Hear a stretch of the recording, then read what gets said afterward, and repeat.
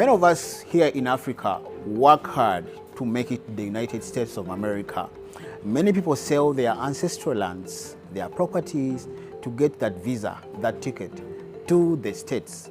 But in today's video, I have a very inspiring family of 6 who recently relocated from the States to Uganda, and they did not only relocate but started a successful meat processing company here in Kampala, Uganda.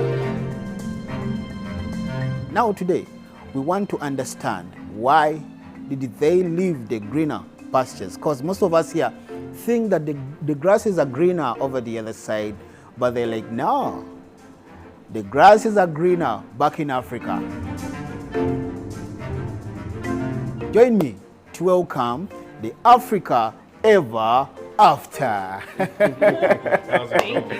Happy to meet you today. Yes, happy to meet you guys too. How you doing? Yeah, I'm doing good, and we are so delighted to have you on the channel. Before we proceed in the video, I would like you to kindly introduce yourself to our people and briefly talk about your background in the States. Well, I'm Julius. Back in the States, I was a track and field coach and a firefighter, saving lives, jumping in buildings, and having fun. Oh, it's a fun job, right? Yeah, of It's a course bit it's risky, fun. bro. You're saying having fun? It's a little risky, but we Okay. had fun doing it. You know, you gotta have a little risk in your life. Hello, I'm Zara. Back in the United States, I had several businesses, and I was a mom. I still am a mom, a wife, and just doing my thing, working for the government. I did that for a while too, but yeah, that's it. Okay, you were a government employee back in the States? Yeah, for like 10 years. Okay. Yeah. Hi, I'm Felix. Yes. I'm a partner with Julius. I've been a transport guy. I'm a business guy, so I've been in transports. That's how I got to meet them. Oh. And, Yeah. in the family now. So Yeah. You are Ugandan? yes, yes. I thought you were from America, bro. No. It's been day one since the day we Like, got the here. day we got Literally the second we got here. Wow. Yeah. He's Wow. the first First person. person we met. Wow. Everything. Yeah. Off Wow. from the plane to Felix. Wow. Literally. And Felix, you did a good job, by the way. Thank you for representing the country My very, pleasure. very well. Because many of them, when they come to the country, Yeah. they get scammed. True. But I've seen them on their channel. They are so appreciative of the people they are working with, the Ugandans. Yeah. You did a good job. If it wasn't for him, Yeah. We'd be back in we're Missouri. probably back in the States. It is. If we wouldn't be back in the States, we'd probably be in another country. Wow. But Felix he was the saving grace. Now, we would like to know, how do you find the country, Uganda? And of all countries in the world is vast. Eh? Of all countries, why Uganda? Why Uganda? Yes. Whew, that list was long. So we narrowed down Uganda, and honestly, Uganda was last on the last list. one. They Oh, wasn't on the Let me list. even stand here. Why were we last on the list, bro? Well, technically, they wasn't on the list. Okay. And then at the end, they just magically ended up on there. We saw a few videos. We saw some of your videos. Okay. We saw some Connect of. with- Yeah, connect with Uganda, Connect Rachel. with- yeah, Rachel. Rachel? And then we saw Kinganda. Yeah, Kenganda. Yeah. O'Shea. O'Shea. Yeah. And then there's another Rachel lady from Canada too. Yeah. I can't remember That's her Rachel last name. Nalumu. Yes. Yes. Yes. Yes. Yes. So we saw those videos and we was like, well, maybe let's do some more looking and researching. And we started looking at, okay, is running a business a possibility here?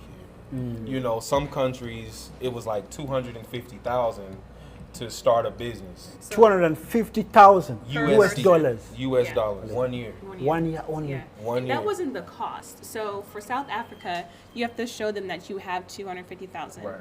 So the thing is, he would have had to have 250, and I would have had to have a separate 250. Right. So that's $500,000 just to start a business for a couple. No. And that wasn't something that we could do. That Okay. wasn't viable. Okay. So that took them off the list. And then, you know, there was countries like Nigeria and Ghana. And at first, it was Ghana. It There was was going to nothing be else. Ghana. Nothing else existed. For years. And then once we knew that we were moving to the continent, it wasn't a possibility. The way things were going in Ghana just wasn't for our lifestyle. Okay. So that was that. Same for Nigeria. Kenya, it was about the same. Very close. But some things we just didn't agree with at the time. So that took them off the list. And then Tanzania was huge. So it went Ghana, Tanzania, and then like literally everywhere else. Yeah. But Tanzania, in our opinion, made it very difficult for Black Americans because of some stuff that we done did while we've been there. And so they're making it more difficult for us to start businesses there. They seem to want large companies, like really, really big companies. Okay. Okay. After that, after having all those no's, you start looking at every other country. And, you know, there were other countries like Zambia and Botswana that was a viable option. But there were things that we just didn't like. Here comes Uganda out of nowhere because we saw some of your videos, other people's videos, and next thing you know. Did a consultation. Okay. Yeah. Several consultations, actually, and then went ahead and Made the the jump. move. How are you finding Uganda so far? It's beautiful. The weather's wonderful. The people are amazing. We really haven't had too many issues, like, you know, you said scammers and stuff like that. We've had a few people, but overwhelmingly, no. That's not been our experience. So it's been wonderful. You've learned some Luganda, some of our local Yes, languages. I'm learning more every day. You're teaching them? He's been trying. Okay. Are they good students? They are getting there. Okay. He picks it up way easier. Yeah, it's easy for me. I just say, drop me off in the village for about 3 weeks. Okay. I'll be fine. Okay. Okay, let's try to practice some Luganda. Just anything you know in Luganda. You put me on the spot now? Yeah. J by Lake Close Table. Jeva Lekose. Oh, yes. Well done, sir. Okay. Yeah. Yeah. There we go. Oh, you know way more than that. Jeva Lekose. Okay. And then Nyabo. Nyabo, yes. There's so much stuff, though. I can't remember everything. Yeah, we just been practicing like a lot. Right. Between So you teach them? Yeah. But it's just hard, like when you're trying to think of like, I don't know, what else do I know? Right. You get me there. Just what was that? A couple days ago, we was talking to somebody, and I'm talking back. Kale. Yeah. He replied to someone, by the way. Okay. I didn't know that he knew the word, but then all of a sudden he said it. I was like, wow. Kale. Yeah. Well, that and something else, but you know. Yeah. Now, I would like you to tell us about your experience, what you think of the Ugandan culture or our way of life. What is that thing that stands out for you the most about our way of life as a country or the culture? The first thing I would say is things are slowed down a little bit. Okay. So I would say, like, for me, if you say 10 o'clock, I'll probably be there at 9:45. Time management. Okay. Here, 10:30, 10:15. As long as it's in that hour. It can be Yeah. 10:59. As long as it says 10, it's okay. You know, not necessarily for everybody, but Yeah. even once you step back. Now, other than the time management part, I think that being go all the time in the States is bad too. Okay. And I think there's a delicate balance between here where it's slower and speeding up, and then us slowing down. You know, I think that's the thing. But that's one of the things I also enjoy about here sometimes is it's slower. I think that the normal workday here is much shorter. In that when I was working for other people, I had like a 10-item punch list. So it would be, you know, you do your morning thing, then you just go all the way till you were done. And so I could probably get done 10 different tasks in that one day. Here, I'm maximizing at 3, maybe 4. If I have to deal with the government or go to any kind of government office, maybe one. But Maybe. yeah, that part is interesting because I've now adjusted. I've been here for almost a year. Right. So I'm adjusting. So when I write out my to-do list the day before, I usually only include 3 things and then maybe a 4th if I can. Okay. Yeah. Most of us here are working hard to make it to the States, to make it to Canada. But I see many of you, our brothers of African descent, are coming back home, are leaving the States. Why? There's There's a lot of a reasons. lot of reasons. So for me, one, the hustle of America is different in a sense of, one, you're going to work all day, every day. And when you do come home for your family, you don't have much time for them Or energy. to do anything. You're all exhausted. You're exhausted. So that's one of the first issues. And then just being black in America, it's not really good for you. I mean, you can still make things happen, It's stressful. but it's very stressful. And the risk versus reward isn't enough to stay. But once you look on the other side and you look beyond America and be like, okay, there is another option. You look at Africa. No, they don't have everything that you're used to. However, you can look at those possibilities and be like, okay, actually they are the wealthiest continent in the world.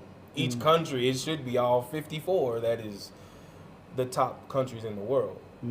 But, you know, colonialism has a lot to do with that and other things, politics. So For me, Uganda and Africa just in general offers peace of mind that you just won't get. Peace. Yes, peace. Like, I never really got a chance to walk to the store by myself when I was a kid. My mom and dad wouldn't let me. I lived in a predominantly white neighborhood, and as a little girl, that could be dangerous for me. He did. He lived around mostly black people, so he got to walk to the store. I didn't. My kids walk to the store all the time here. It's not a problem. I don't go in the grocery store with my head on a swivel wondering if somebody's going to come in with a gun. And I've been in 3 active shooter situations in my life. Wow. Starting when I was 17. So I've been in 3. I'm only 37, it's only 20 years. I've been in 3 active shooter situations. So, yeah, I don't have to worry about that. It's not a thing. I'm not worried about, when my kid come back if I send them to go get bananas. But that's a concern. I'm not worried about my husband. Like, if he's late coming home, I'm not wondering if, the police got him. But that's just me. Like, my piece was not there for those reasons. And then also, while the income is greater, so are the expenses. And so, like, I don't want to pretend like, we didn't make good money over there. We did, just not keeping up with the amount that you spend. So, like, whenever people tell me they want to go to America, I say, you need to have a plan. You need to plan on struggling, like just living at bare minimum so that you can save money, learn what you need to learn, see what you need to see, and come back and pour your money in your homeland, because the growth is here. Population is stagnant everywhere else or declining. Africa is still booming. The future is The here. future is in Africa. So if you need to leave for a second, learn, save, come back. right. Do it here. 'Cause I would say that in the Western world in general, it's a brain drain. You get your greatest and brightest people from all across the continent, Uganda, Nigeria, it doesn't matter. The greatest ones leave, go to the UK or the States or whatnot, Canada, and they don't come back until maybe they're older and they're retired. So it's like, what did you give your country to make them better, to get on top of the next country and so on? Nothing. Nothing. And that is one of the major issues with the whole continent, is the brain drain. Our greatest and brightest people Are leaving. Are leaving. So how do you further yourself? How do you make that next jump? I don't know. They're over there giving their money and their power to someone that's giving nothing back but money, not generational things. Wow. How has it been for your children? I understand you have children. Yes. 6. You're blessed with 6 children. Oh no, No. 4. 4. Oh. 4. My bad. It's a family of 6. 4. Only 4. But I think she will give us. Oh, hey. We don't care. Too ugly. We're done. No, we're done. Life is great. Life is No. no good. 4 is enough. 4 is amazing. 4 is enough? 4 is enough. Okay. If we end up with another, We'll deal with it. I'll deal with it. I'll deal with it. Right, but 4 is great. 4 is enough. Okay. Yeah. 4 is So, enough. how has it been for the children transitioning from the United States to the way of life in Uganda? Good and bad. So, good is that they like the slower. They? My children, they like slow pace. Okay. They don't feel like we're always rushing places. But they also miss being able to have stuff to do. Okay. Because there was always something to do, whether it be roller skating or amusement park or whatever. There was always something that they could be doing. They miss our family, of course, which we do too. And then my oldest is returning back to the United States so that she can finish school. Okay. She went from not wanting to come at all, and she just did not want to come to Africa, period. That was a world war. Yeah, it was. But she went from not wanting to come to wanting to go and then come back. She wants to start her business here. Okay. So, you know, it may be in a few years, but that's where her mind is. She's like, she can see the growth potential here. Opportunities. Yeah. Opportunity is vast. And then she likes being able to go into a store and just not, people don't know.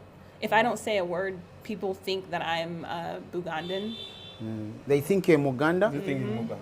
Okay. If I don't say a word, people assume. They won't know until I start talking. And she's like, she likes the ability to just blend in. Which, you know, before, you know, you go into a store, you're looking around, you're looking for black people. You're like, oh, They're gonna friend do it. over there. You know what I mean? Yeah, so that's nice. It's like being a place where most people look like you. Okay. Yeah. How about the education? They're at home. They're still learning on a United States educational system. It's really expensive. School here is extremely expensive. Like we went to one of the schools and we toured, and we went in and the guy was like, oh, it's only $1,800 a month per kid. 1,800. Okay.